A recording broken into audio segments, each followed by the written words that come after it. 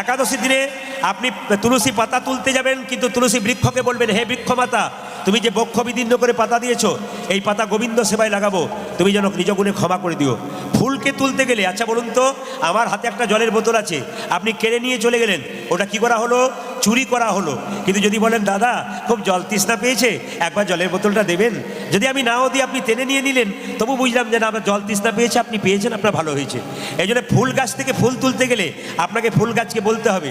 আপনি তুলসী পাতা তুলবেন, কিন্তু বলে তুলবেন না তা বললে হবে না। তুলসী পাতা তুলতে গিয়ে হরে কৃষ্ণ নাম করতে গিয়ে তুলবেন, আপনার তুলসী পাতা তোলা সার্থক হয়ে যাবে। এইবার বলে দিই, একাদশীর দিনে আপনারা কি কি করবেন না বলে রাখি। একাদশীর দিনে কারোর সঙ্গে ঝগড়া নয়, কোনো বিবাদ নয়, মনের মধ্যে কুবুদ্ধি কুচিন্তা থাকবে না। একাদশীর দিনে একমাত্র ভগবানের চিন্তা থাকবে, ভগবানের কথা ভাববেন, দেখবেন আপনার জীবন সফল হয়ে যাবে। এইবার বলি, একাদশীর দিনে যে নির্জলা একাদশী করতে পারে, তার কিন্তু একেবারে 1 নম্বর একাদশী হচ্ছে উত্তম একাদশী। যদি না পারেন, আমি আবার বললাম, ফল খাবেন, সবজি খাবেন, দুধ খাবেন, ওটা একটা একাদশী।